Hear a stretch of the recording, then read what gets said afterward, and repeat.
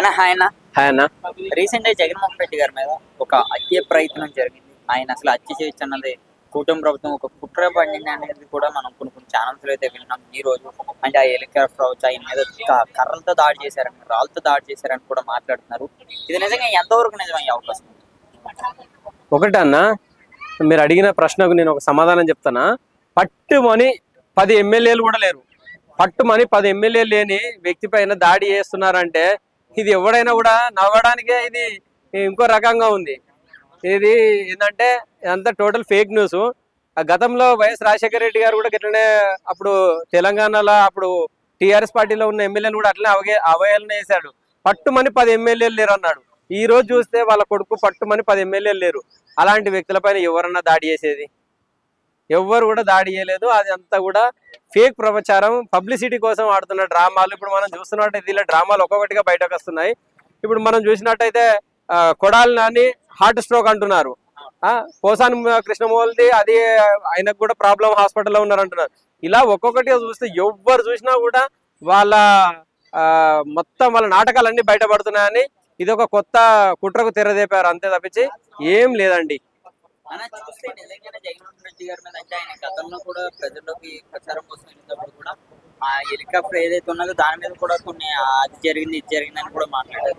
అంటే నిజంగానే జగన్మోహన్ రెడ్డి గారి మీద హత్య ప్రయత్నం చేస్తున్నాం కూటమి ప్రభుత్వం. ఒకటన్నా, ఫస్ట్ సారి ఎమ్మెల్యే కావడానికి కోడికత్తిని వాడుకున్నాడు, అప్పుడు సక్సెస్ అయ్యాడు. ప్రతిసారి అదే కోడికత్తి డ్రామా ఆడితే ప్రజలు నమ్మరు. ఇప్పటికైనా గమనించుకోవాలి. ఎంతసేపు ఈ నాటకాలతోటి ప్రజలను మభ్యపెట్టలేరు.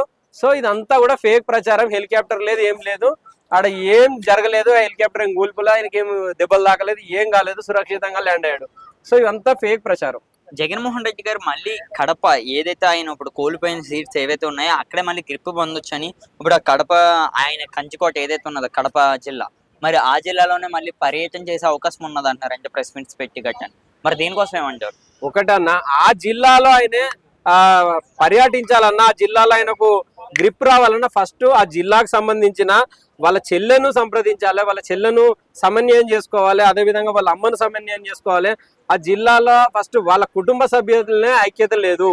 ఫస్ట్ ఐక్యత సంపాదించిన తర్వాత, ప్రజలకు నమ్మకం ఏర్పరిచిన తర్వాత, అమ్మకు ఉన్న తల్లికి న్యాయం చేసిన తర్వాత ప్రజలకు న్యాయం చేస్తే బాగుంటుందని అనుకుంటున్నాను. అంటే వాళ్ళ అమ్మగారు అదే మెయిన్ వాళ్ళ చెల్లెలు గారు కేవలం ఆస్తి కోసమని గొడవలు పెట్టుకుంటున్నారని కూడా మరి కొంతమంది అయితే మాట్లాడారు. మరి దీన్ని ఏ విధంగా చూడవచ్చు? అట్లా మురిగే కుక్కలకు ఒకటే అన్న సమాధానం. ఇప్పుడు ఈ రోజు అట్లా మురిగే కుక్కలు ఏవైతే ఉన్నాయో, ఇప్పుడు ఆ పార్టీ అధికారంలో ఉన్నప్పుడు ఆ షర్మిల ఎన్ని వందల వేల కిలోమీటర్లు తిరిగింది. ఏ ఒక్క పదవిని ఇచ్చాడా? వాళ్ళ తల్లికి ఏదైనా పదవులు ఇచ్చాడా? ఏం ఇవ్వలేదు కదా. పార్టీ అధికారంలో ఉన్నప్పుడు ఏం చేయలేదు, పార్టీ అధికారంలో లేనప్పుడు ఏం చేయలేదు. ఉన్న పదవులనే వీకేశాడు వాళ్ళ అమ్మ గౌరవ అధ్యక్షురాలుగా ఉంటే. సో మనము ఇలాంటి ఫేక్ ప్రచారాల్లో ఎవరు కూడా నమ్మద్దు. సానుభూతి కోసం జగన్ గారు ఆడుతున్న ఇది ఒక పెద్ద నాటకం, జగన్ నాటకం. మరి జగన్మోహన్ రెడ్డి గారు మళ్ళీ రీసెంట్ గా కొన్ని ప్రెస్ మీట్లు అయితే మనం అయితే వినొచ్చు. మళ్ళీ కళ్ళు మూసుకుంటే 3 సంవత్సరాలు గడిచిపోతాయి, మళ్ళీ ఈ 3 ఏళ్ల తర్వాత మళ్ళీ మన ప్రభుత్వం అధికారంలోకి వస్తుందని జగన్మోహన్ రెడ్డి గారు మాట్లాడారు. దీన్ని ప్రజలు ఏ విధంగా? మీరు అన్నది ఒకటి, కళ్ళు మూసుకుంటే ఇవన్నీ జరుగుతాయండి. కళలో ఇవన్నీ జరుగుతాయి. కళ్ళు మూసుకొని పడుకుంటే ఇవన్నీ తెల్లర వరకు అన్ని జరుగుతాయి. వాళ్ళు ఇంకా వాళ్ళ కళల భ్రమంలోనే ఉన్నారు. వాళ్ళు ఇంకా ఎట్లా అంటే మెలకువ రావాల్సిన అవసరం ఉంది వాళ్ళకు. ప్రజల కోసం మళ్ళీ సేమ్ పాదయాత్ర చేయాల్సిన అవసరం ఉంది. అంతే తప్పించి కళలు కానండి మీరు ఊహించుకోండి అయిపోతానంటే అది జరగని విషయం. మరి ప్రజల్లో ఎటువంటి మార్పు ఏమైనా వచ్చేది ఉన్నదన్నా? అంటే ఇప్పుడు చూసుకుంటే ఆంధ్రప్రదేశ్ లో అత్యంత దారుణమైన పరిస్థితుల్లో ఉన్నది. అంటే ఎక్కువ రౌడీ పాలన నడుస్తుందని కూడా కొంతమంది వైసీపీ నాయకులు అయితే మాట్లాడుతున్నారు. దీన్ని ఎంతవరకు నిజం అనుకోవచ్చు? రౌడీ పాలన నడుస్తుంది. ఇప్పుడు వైఎస్ఆర్సీపీ వాళ్ళు చేసే దౌర్జన్యాలు, రౌడీయిజం మొత్తం పేటరేగిపోయింది. అయినా కూడా ఇంకా తగ్గట్లే వాళ్ళు. ఇంకా ప్రతిపక్షంలో ఉన్నప్పుడు ఇప్పుడు మనం చూసినట్టయితే గోరంట్ల మాధవ్ గారు పోలీసులో ఉండంగానే పోలీసులు జీపీ పక్క వాళ్ళని పోలీసులను దుర్భాషలు అడుగుతూ అతన్ని కొట్టే ప్రయత్నం చేశారు. కిరణ్ గారి పైన దాడి చేసే ప్రయత్నం చేశారు. అనేక రకాల బూతులు మాట్లాడడం జరిగింది. అంటే పోలీసు వ్యవస్థ ఉండగానే ఒక ఎంపీ అంత రౌడీజం చూపిస్తున్నాడంటే అర్థం చేసుకోవచ్చు. అదే ప్రజలకు పెద్ద నిదర్శనం.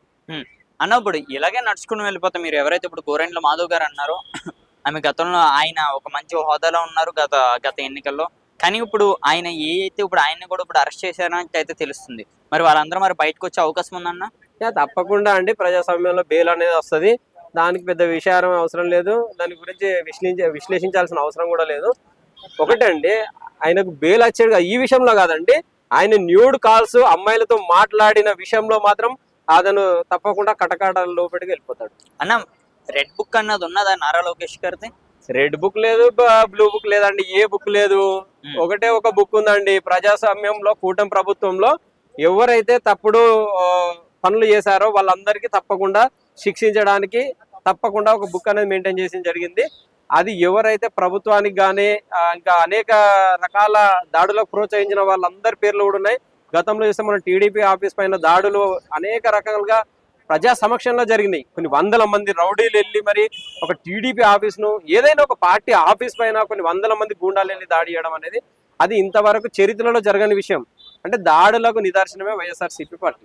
థ్యాంక్ యూ అన్న, థ్యాంక్ యూ.